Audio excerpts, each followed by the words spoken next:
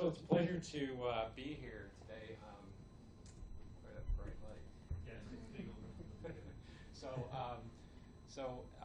actually just arrived back from Sweden, so I just stopped back on my way to Jacksonville, and appreciate the opportunity to talk to you about work that we've been doing over the past decade and a half, evaluating this idea that we can stimulate immune responses, particularly T-cell responses, to self-antigens in the context of cancers to prevent the diseases from occurring, recurring, or even used in combination with other approaches that allow for regression of tumors mediated by the immune response. And the laboratory focuses primarily on both breast and ovarian cancers.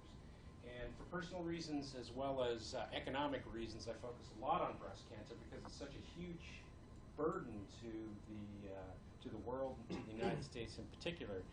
And if one looks at the actual costs, they range anywhere from $32 billion to $65 billion per year annual direct expenditures. And if you use a Swedish model to think about lost time, to think about other factors that may have economic consequences as a result of breast cancer, we spend about 1% of our gross domestic product using those calculations on fighting breast cancer. So we need to continue to think of ways. We're very much interested in paving the way from our therapeutic approaches into adopting a vaccine approach that can actually prevent breast cancer based on targeting self-antigens. So I'm going to take you through that. Yeah. Okay. Is that better? Yeah. So our approach rests with this idea that was developed many, many years ago by a variety of different groups. And we particularly focused on a lot of interesting work that had come from the groups of Vecchia and Sarkar's laboratory, for example, where they showed that there is a differential immune response pattern to self-antigens when you look at the epitopes individually within those. And the immune responses or tolerance induction is based on levels of expression of antigen. So let me just put this all in a nutshell because I'm not going to go through that particular data, which kind of seeded our interest in developing peptide-based vaccines based on specific HLA-DR binding motifs. But under normal conditions, a cell would process and produce antigens in MHC class 1 or class 2 molecules, and there would be dominant epitopes. And we would think that the immune response would be tolerized against those dominant epitopes, and I think indeed there's plenty of data in the literature to suggest that you eliminate T cells or perhaps generate regulatory T cells that can prevent the activation of those T cells against those subdominant or dominant epitopes. Rather, in the unusual circumstances of a tumor microenvironment, you have excessive production of many proteins or antigens that are present that are not normally present at high levels in the body. And one good example that we've been working with over the past several years is the development of vaccines targeting HER2/neu, which is expressed at very low levels throughout the body, but in some subtypes of breast cancer and other cancers, for example, it becomes highly overexpressed, and as a result of that can lead to differential processing and presentation of what we call subdominant epitopes. And so we've been focusing not only on the biology of those subdominant epitopes, how to target them, but we spend an awful lot of time testing these in the clinic as well, and I'll give you some examples of that as we go through this talk. So we think that the primary role for vaccination using subdominant epitopes is to prevent disease.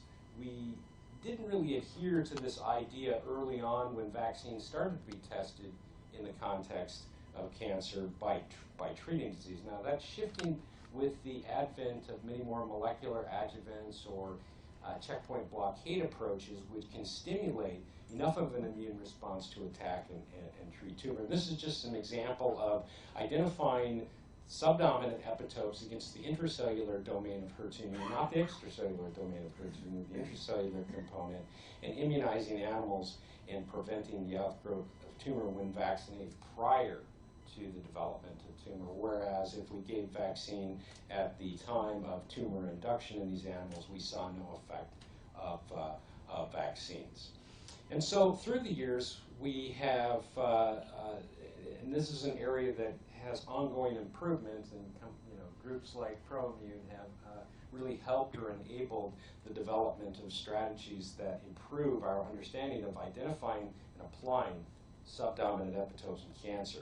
So we identified using old algorithms back in the 1990s and developed a number of different vaccine approaches which mostly are based on MHC class II molecules. And for therapeutic approaches, we've been looking at development of epitopes that bind and activate CD8 T cells as well. And so many of these are undergoing or have undergone clinical trials evaluating efficacy. Some are in very advanced clinical trials. But the work that we defined in a number of publications in the late 1990s, early 2000s, has given way to a number of different clinical trials and uses of epitopes, subdominant epitopes. And this is just an example of some data that we had collected from patients with HER2 positive breast cancer and ovarian cancer immunized, and this is just one of these epitope or vaccines, which is a pool of epitopes that bind to MHC class II molecules, and you can see prior to immunization you have some patients that have pre-existing immunity, and that's important because that's how we identify those epitopes. And if we immunize those patients with these peptides pools, we can develop immune responses immediately following immunization, and these peptide-specific T cells that develop as a result of that immunization can recognize naturally processed epitope as well, which is really key to the clinical application of this approach. And so these epitopes, and there's quite a few of them that we've identified throughout the years, using not the best approaches for predicting and testing these MHCs. We're getting better at those, and I'll talk about some of those, have gone on into various clinical trials all the way up to phase 3 and are currently being tested not only for prevention of recurrence in patients with stage 1 through stage 3 breast cancer, but also for treating patients with ductal carcinoma in situ. And this is just an example from Brian Zernicki's lab at the University of Pennsylvania, in which he's used our epitopes, and he's immunized in the context of DCs given as the adjuvant, and found in about 30% to 40% of patients given these vaccines in the neoadjuvant setting, so prior to any type of chemotherapy intervention or surgical intervention, he gets complete clinical responses in these patients. So this is also telling us that in addition to prevention, if you're early enough in the course of disease, you can actually induce regression, which is consistent with some of the approaches that we've seen with infectious disease vaccines as well. So the problem is, using these approaches, what we've seen over the past several years is that tumors still escape. So we've seen this repeatedly. And in fact, many of the clinical trials were done in advanced setting, which we have a lot of explanations for why they escape. For example, generating immune suppression in the tumor microenvironment. We're not very good at identifying antigens or peptides that cover antigen expression specifically in the tumor, and we're not very good at identifying the best ways to induce immune responses using these peptide approaches. And so I'm going to cover some of these strategies that have been developed over the years as we have hopefully improved our understanding of immunobiology and how to apply that to the treatment of cancers. So the first approach is the ability to cover multiple MHC class II molecules. And so we've developed, based on just very unique, narrow, defined algorithms, epitopes which bind to, for example, HLA-DR1, but maybe not other HLA-DRs, but then we give these kind of in a pan fashion to all patients regardless of HLA expression. And as a result, we've seen very limited activation of T cells in patients. Maybe on the order of 50% of patients responded to some of those older vaccines. But with the use of modern, up-to-date algorithmic technologies, as well as purified MHC class II molecules that allow for assessing affinity to binding of the peptides, we've been able to construct pools that are degenerate enough that will cover the vast majority of patients that come into the clinic and allow us to immunize them. And this is just an example where we've developed a vaccine that consists of 4 class II epitopes, 59, 88, 422, and 885, distributed throughout the entire HER2 new molecule. And this one was based on not only prediction by algorithms and looking at patients' responsiveness to these, so getting an idea whether or not there's pre-existent immunity in patients, which can tell us that there's an available repertoire, but also binding specifically to this range of HLA-DR molecules that we would see being the dominant molecules present in North Americans. In fact, we calculate using Hardy-Weinberg equilibrium studies that this vaccine would cover about 95% of individuals. And we're almost at that target. And this is the recent results of a clinical trial in which we've immunized 22 patients with HER2 positive disease and done a variety of tests required, of course, to evaluate the safety. We see very limited safety problems with these vaccines, typically just DTH reactions, general fatigue that you would normally see as a result of vaccination. And what this new vaccine strategy, where we go through epitope binding and look for degenerate epitope pools, has allowed us to do is generate immunity in the vast majority of patients, and immunity that is strong enough to recognize naturally processed antigens. So here's the percent of patients that responded to each of the epitopes individually, both pre and post.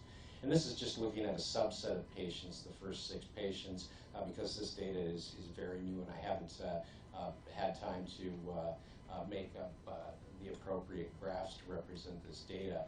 But this is the final data that we have from these 22 patients. And what we see is that using this epitope pool, we can generate HER2-specific T cells, that is, those that recognize naturally processed antigen, in about 95% of patients, which is consistent with our predictions with using Hardy-Weinberg equilibrium. And the mean number of T cells that we generate immediately following immunization, the mean is about 785 T cells per million PBMCs. And if we look at those patients, we see evidence of immune responses that approach those, that are similar to protective levels of T cells against the tetanus toxoid in those same patients. So we're able to now consistently achieve high levels of naturally processed antigen reactive T cells against HER2 and other antigens, for that matter, in patients following standard treatment, with the idea that we can prevent recurrence in these individuals. Here's another example where we're broadening our antigen repertoire to target folate receptor alpha. So only a fraction of patients express HER2 new in breast cancer, maybe about 60 to 65%, and even a smaller fraction express higher levels that are targetable by drugs like Herceptin. So folate receptor alpha is expressed at very high levels of patients with triple-negative breast cancer, as well as ovarian cancer patients. And we've gone through the same process where we have screened the folate receptor from multiple epitopes, come up with reasonable epitopes based on binding, etc., as I had gone through with HER2 new, as well as pre-existent immunity to formulate pools of peptides targeting HLA-DR molecules that allow us to immunize patients against the folate receptor alpha. So this is just some recent data looking at the generation of immune responses. Again, some patients had evidence of pre-existent immunity, which is how we identify those epitopes. Most had very low levels of immune responses to these epitopes, and we're able to drive the generation of peptide-specific T cells, which can recognize naturally processed antigen as well. And in fact, we're increasing our battery of antigens to eventually allow us to formulate multi-antigen strategies to prevent antigen loss variants, which I'm going to touch on as some of the basic studies that we're doing in the laboratory in a few slides from now. So in general, these are safe approaches. This is data from the folate receptor alpha study that was done in breast and ovarian cancer. And as you can see, we record a number of events, but mostly these are grade 1 and 2 events that typically consist of injection site reaction, decreased white blood cells, a lot of fatigue in these patients, but it's not more than grade 2 fatigue. It's something that you would, perhaps feel with, something like a typical flu vaccine, for example. So this has actually been funded for an advanced phase 2 clinical trial looking at whether or not it can be useful for preventing recurrence in triple-negative breast cancer, which is a big problem for these patients in the majority of patients, which ultimately leads to death by the Breast Cancer Research Program at the DoD, which is a 280-patient clinical trial that I'll be opening soon, evaluating vaccine in 187 patients as well as placebo in 93 patients. And this is in triple negative because of the propensity of triple negative to overexpress overexpress folate receptor as compared to some of the other breast cancers, for example, ER/PR positive or HER2, which don't have the level of expression nor the frequency of expression. We see about 85% of triple-negative breast cancers expressing folate receptor alpha.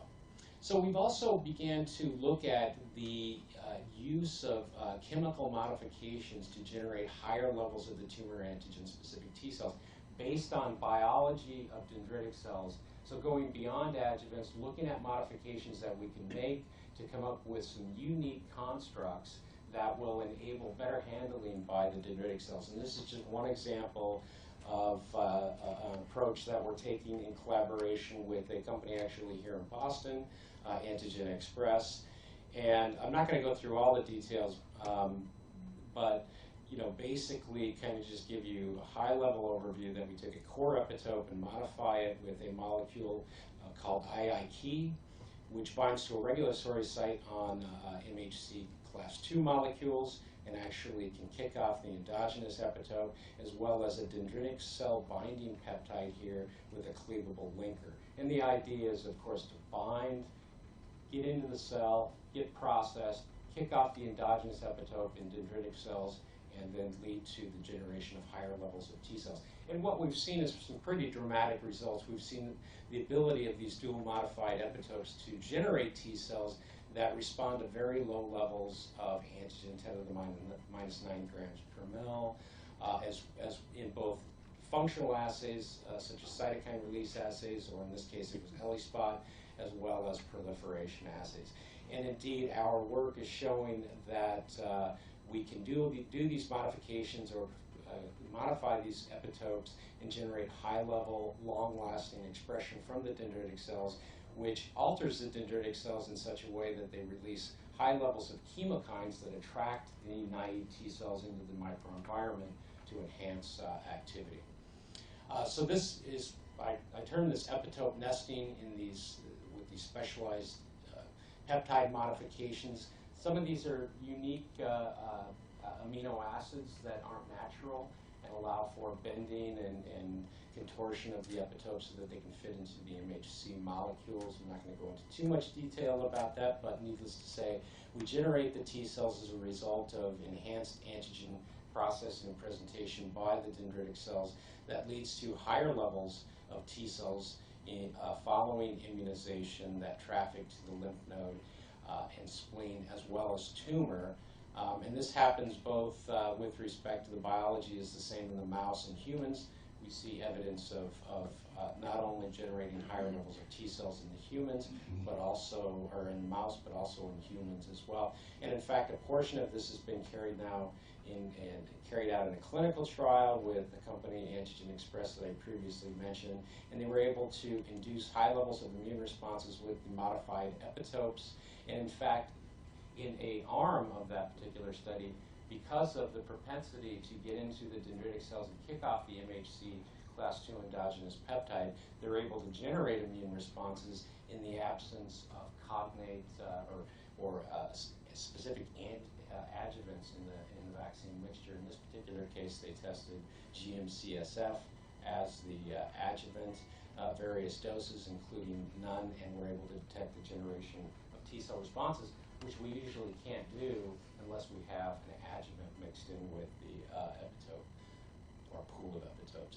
And this results, back to the mouse model, in more trafficking of these T cells to the tumor microenvironment. And what's important here is they traffic to the tumor, and they not only release interferon gamma, but they are also able to continue to proliferate in the tumor microenvironment, which is important for a persistent T cell response and shrinkage of the tumor. And I'm not going to go into all of the details down here, but there's a unique profile as a result of these changes of chemical modifications that allow for unique cytokine presentation in the tumor microenvironment. So in addition to stimulating or modifying epitopes, identifying and modifying epitopes, we also need to think about the tumor microenvironment and the plasticity of the tumor microenvironment with respect to how it handles at the effector site T cells. So on one hand, we can have changes in the tumor, such as antigen loss. On another hand, we can have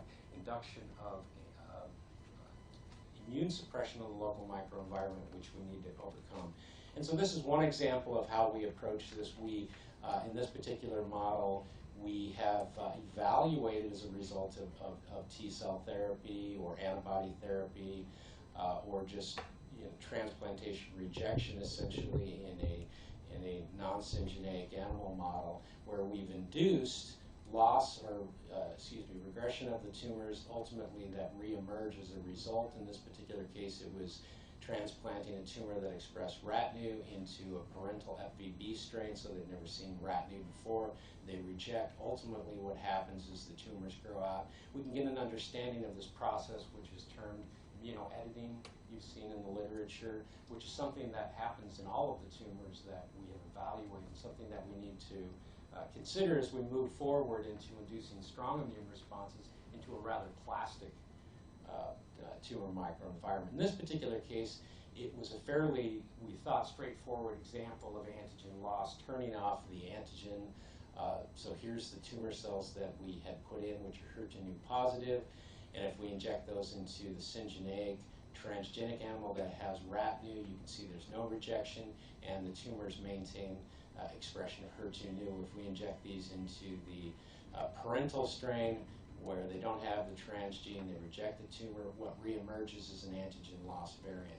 And in fact, you look at whatever assay that you have, what we find is they shut off the HER2, despite the fact that this is an oncogene that we thought is important for ongoing growth and malignancy.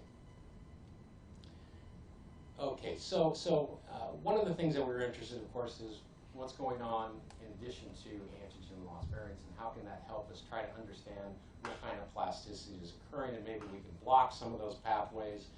So we started looking at these cells, and this is an example of a microarray, which is what we turned to because we really didn't know what was going on. And we looked at a variety of differentiation antigens with respect to normal gland epithelium. And here's the HER2 positive tumor cells, which expressed high levels of these luminal epithelial markers that you would see in luminal epithelial cells in the normal gland. And what we found in the antigen negative variants that lost HER2 expression is they also lost a lot of these differentiation antigens. So this was telling us that it was more than just simple immunoselection for the antigen itself, or the lack thereof, but that there was some processes going on that gave the tumor the ability to change in response to the tumor microenvironment that we've created as a result of vaccination or antibody therapy. So we did a lot of work characterizing these cell lines, and we've established these variant cell lines which were HER2 negative. And what we found through several studies that we had published is that they had very low levels or lower levels of E-coherent and Claudin-3, and upregulated a series of molecules that were associated with mesenchymal cells, so non-epithelial cells.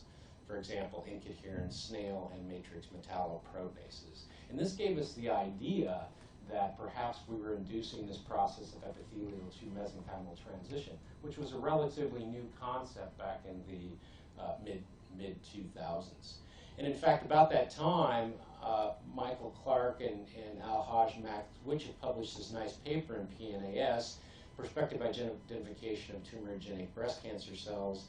And what they had found is that specific cells could be that were highly tumorigenic could be identified by the expression of CD44, but very low levels of expression of this marker CD24.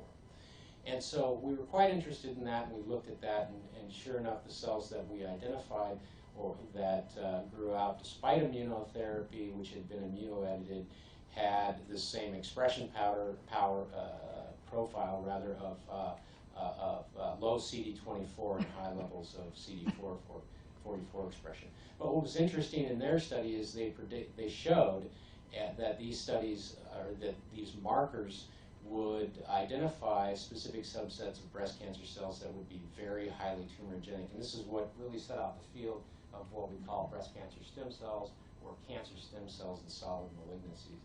And so we showed back about that time that we could inject very few of these cells, perhaps only 50 or 100 cells, and we could induce tumors, although there was changes in the latency with respect to the dose of tumor cells. But that was certainly much more tumorigenic than the parental epithelial cells, which would only essentially induce tumors at doses as high as, for example, 10 million cells per injection.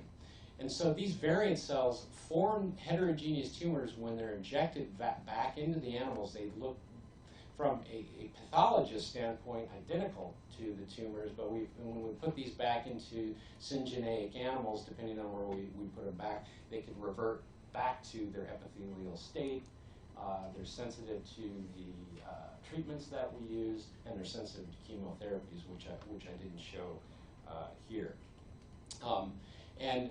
They also, these variant cells, as a result of immunoediting, we demonstrated using a variety of strategies that they're very resistant to environmental insults. And so this is all fitting this pattern that was developing at that time, that of breast cancer stem cells or other solid tumor stem cells that they can form tumors at very low levels of tumor cells, and they're very resistant to chemotherapies, radiation, etc. Just an example, very high levels of radiation can be given to these antigen-negative variants, and they still survive, whereas almost all of the epithelial cells die as a result of high levels of radiation. And what we found is that this process of epithelial to mesenchymal transition, as a result of exposure to the immune system, upregulates a molecule called ADMR, which is a receptor for adrenomedulin, which is one of the major cytokines that's released by macrophages. And this particular cytokine, through interaction of the ADMR, can stimulate highly aggressive behavior of these tumor cells, higher levels of tumor immunogenicity. I'm not going to go through all of the data, but what it's suggesting is that there's a marker of these cells that gets induced that allows for epithelial to mesenchymal transition. And that if we specifically block that receptor during treatment or just alone, we can actually induce the reverse process of MET and reduce tumor aggressiveness. Just an example shown here where we can block RAM3, which is part of that receptor, and eliminate invasiveness of these tumor cells compared to a control shRNA, which had no impact. So what this has told us is that, and I'm going to skip that slide, is that the immune response, and there's other papers that we published subsequently showing that this involves exposure to TGF-beta as well as TNF-alpha as a result of the immune response, stimulates epithelial to mesenchymal transition to generate these mesenchymal variants which have lower levels of HER2/neu expression. And these foster the development of a small group of cells which expresses the adrenomedulin receptor. And we think that these are the breast cancer stem cells that people are finding in their studies. And when we purify this small population of adrenomedulin positive, receptor positive breast cancer stem cells, depending on the conditions that we incubate them in vivo or in vitro, we can get those to differentiate either into luminal-like cells or mesenchymal-like cells. And so this was actually one of the first demonstrations of in vivo epithelial to mesenchymal transition, giving, as a result of the immune response, giving rise to breast cancer stem cells. And so that's certainly something that we need to think about as we broaden the palette of antigens that we're targeting in our vaccine approaches. These occur very early in the course of disease in humans. They're detectable in patients with DCIS using the marker subsets that have been established for these, at least for breast cancer. And if we find a high frequency of these breast cancer stem cells in ductal carcinoma in situ, these patients tend to have very high level risk of relapse following conventional surgical removal and tamoxifen treatment in these patients. So we need to think about evaluating the different subsets of tumor cells and the plasticity in the tumor microenvironment and developing more rational vaccines for targeting not only the epithelial cells, but breast cancer stem cells as well. This is an example of data that we've recently published where we're targeting not only HER2/neu, but leishmanian and beta-catenin as antigens, which are highly expressed by breast cancer stem cells. And indeed, we actually greatly improved the vaccine from just minimally preventing the tumor from growing to actually, when given just over the course of a week, inducing regression of the tumor. But that ultimately fails, and we think that is because of the generation of immune suppression in the tumor microenvironment. So thinking about all of the ways that the tumor could evade the immune response, number one could be changing the way it looks, perhaps developing into a mesenchymal. But if we target that, then there's also mechanisms of escape that involve induction of immune suppression. And there's a wide variety of these that have been targeted throughout the years, including by our group, looking at regulatory T cells, which you've already had. We focus a lot on myeloid cells and the role of PD-1, PD-L1 interactions in the tumor microenvironment, how that may be contributing to immune escape following vaccination. And so particularly we focus on the interactions, the dual directional interaction of PD-1, PD-L1, which I'm calling B7H1. We discovered that at Mayo back in the late 1990s, called it B7H1, but now that's being referred to as PD-L1 in the literature, much in the same likeness of PD-1, which is one of its target ligands. Myeloid cells constitute a major player in the tumor microenvironment to suppress incoming effector cells, and they do so by directly binding PD-1 on T cells. That's the dominant method or mechanism that we see in a variety of tumor models that allows tumors to evade the immune response. That's not to say that other mechanisms aren't or cannot be activated in the tumor microenvironment. In fact, they can. And what we see when we give these vaccines that target stem cells and that ultimately relapse is that we get high levels of dendritic cells that express not only B7H1 but PD-1 in the tumor microenvironment. So we thought if we could reverse the effects of the PD-1, PD-L1 interactions in tumor microenvironment, we may be able to induce complete regression with a vaccine. So in this particular model, anti-PD-1 therapy has no effect because the tumor cells themselves don't express PD-L1, so they don't directly block T cell responses. Rather, what happens is when we combine with anti-PD-1 therapy with vaccine, we can see complete clinical regression. This is a mouse model of breast cancer in these animals, which is very durable. The animals have long-term survival. They do end up relapsing, and the tumors look dramatically different than what we're seeing. So we may be dealing with some other mechanisms of immune escape, but they tend to be much more non-aggressive, very slow-going tumors. But nonetheless, what this is showing us is that we can target the EMT phenotype of these breast cancer stem cells induced regression, and we can improve that by including anti-PD-1 to block interactions between the myeloid cells in the tumor microenvironment and the T cells through PD-L1, PD-1 interactions. And what PD-1 does in this particular case is not only at the effector phase, but what we're also finding is it also impacts the ability to vaccinate. So this is looking at mice that don't have tumors and immunizing these with the vaccine. And what we find is, despite the fact that the literature is telling you that PD-1 only is effective in the effector phase or tumor microenvironment, we actually see evidence that can act as an adjuvant in the absence of tumor as well, stimulating higher levels of T cells that are more durable and actually lead to enhanced migration of antigen-specific tumor cells in the tumor microenvironment.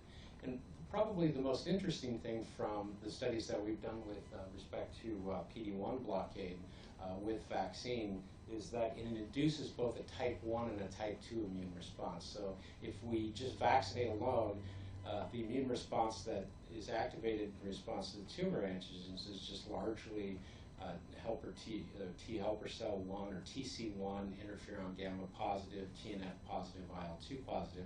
But when we include anti-PD-1, that also fosters the generation of IL-4 positive CD8 T cells that migrate in the tumor microenvironment that release very high levels of this molecule called MCP1, which is a molecule that's associated with persistent T cell responses in the tumor microenvironment. So this is telling us, or perhaps providing a lesson, that we don't need to specifically target Th1 or Tc1 immune responses in the tumor microenvironment, and that Th2 or Tc2 responses may help contribute to a tumor eradicating tumor microenvironment.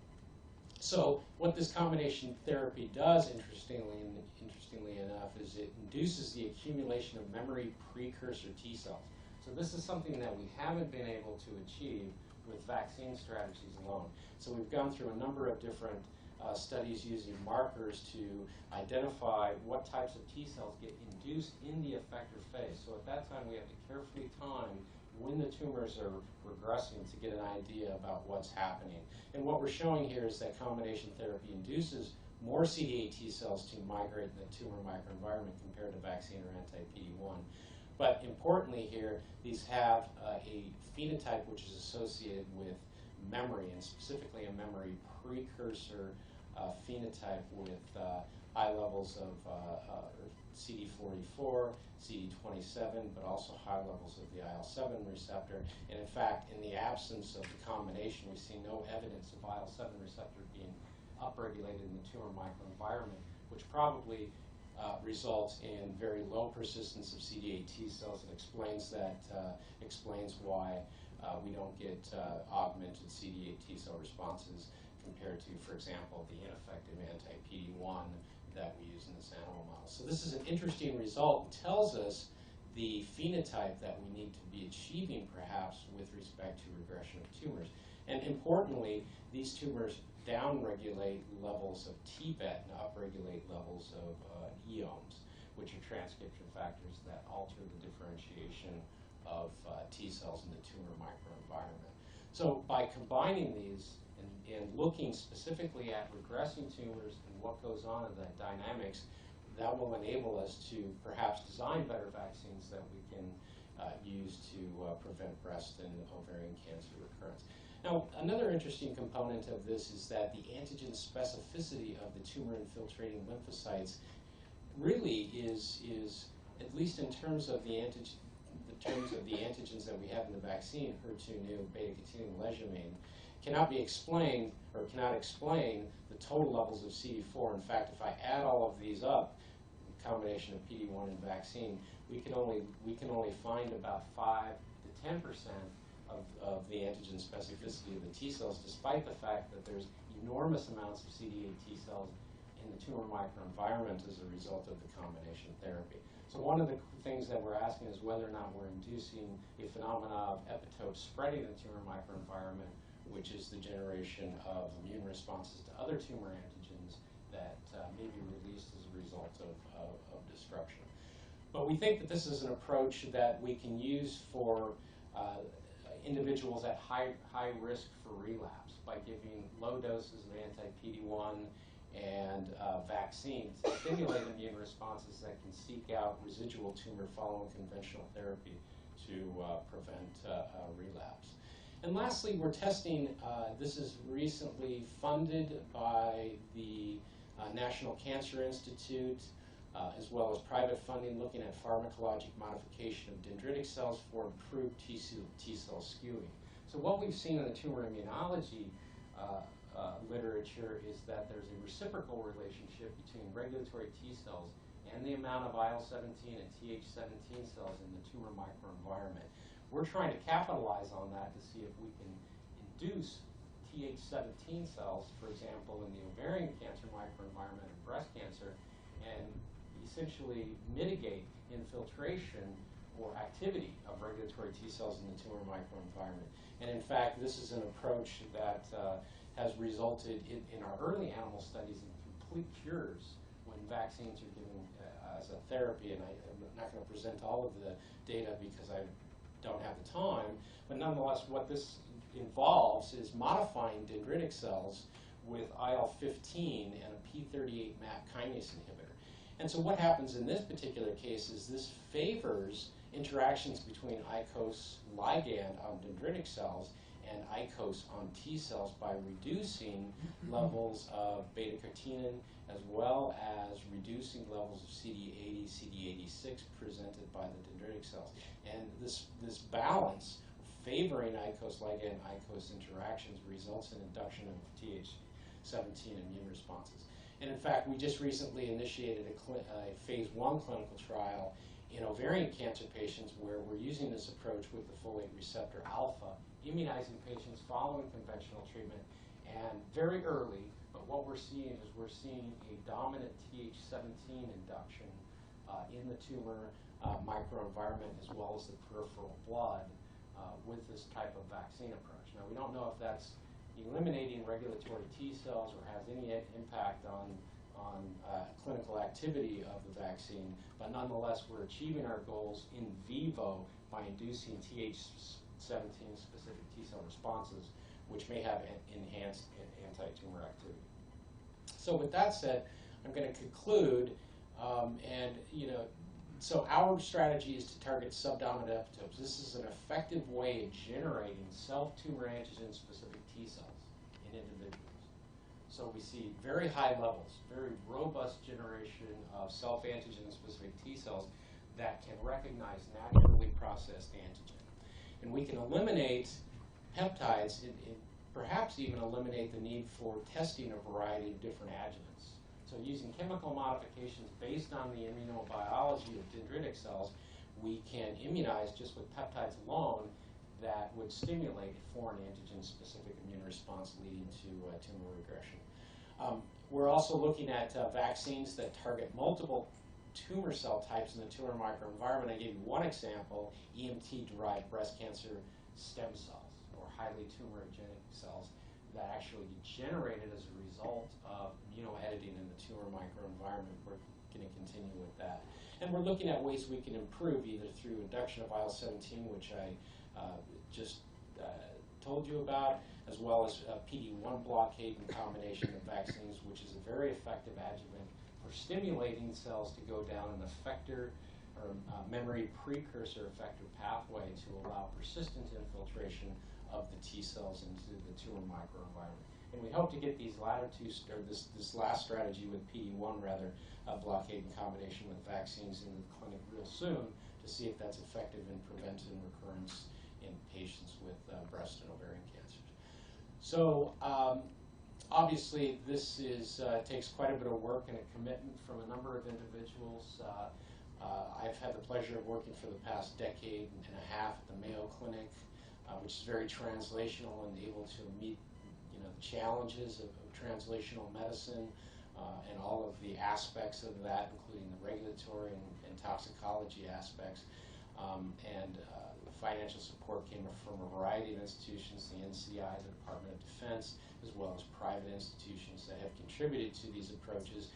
And the hope is that, of course, that we'll be able to, through really systematic, educated testing of these vaccine strategies, come to a means where we can prevent recurrence of breast and ovarian cancer, which is the major cause of death in these patients that are diagnosed with these diseases. So thank you very much.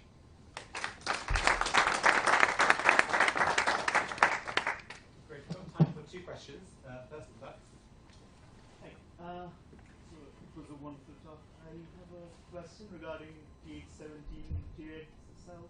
Recently, it has been shown that TH17 has the potential to be converted to Tregs by aryl hydrocarbon receptor activation. Do you think in tumor microenvironment this type of conversion is happening, which can have different effect on your vaccination strategies? Well, it's quite possible. So I don't have a way of measuring yet. Like, one of the things that we're thinking about is using some of the tetramers that bind to class 2 molecules to see if we have. So, for example, in subsets of patients with ovarian cancer or breast cancer, we see pre-existing effector T cells. But we're only looking specifically at Th1 or Th2 in this particular case. So if we have a better understanding of how to identify the antigen specificity of the Tregs, which, as you already heard, we don't have the best approaches in place right now, we can address that question. Now, I don't think that that excludes the possibility of generating new immunity, that's skewed toward the Th17 phenotype. It could include both, though, but we just don't have the tools to look at that right now. But very interesting question.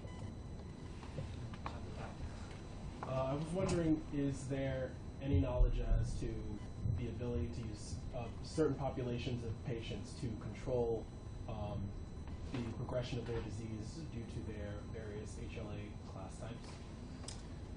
So, you mean just the natural course of disease? Yes, as a way of finding maybe more conserved proteins that you can use in tumor types to go about looking to prime the immune system against?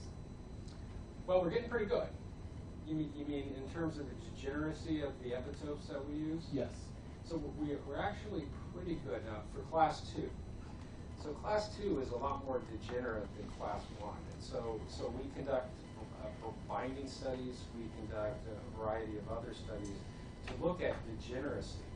Now, there are epitopes which are subdominant, or dominant rather, that aren't as degenerate, and that may explain,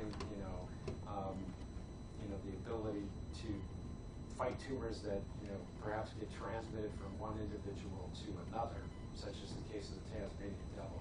But we know that there are these subdominant epitopes, and we have a pretty good handle on the binding to the MHC molecules. And even with just 4 peptides, we can cover about 95% of individuals, and we've just shown that in our clinical trials now. That's pretty effective. We, could, work even more toward getting 100%, but, I bet that the tools that we're using to look at binding to MHC and the plethora of MHC molecules, we don't have all those tools, but I bet we're covering almost 100% of individuals using this subdominant epitope approach. That's my guess with the recent tools that have become available to do that. Well, thank you very much. Much appreciated. Thank you.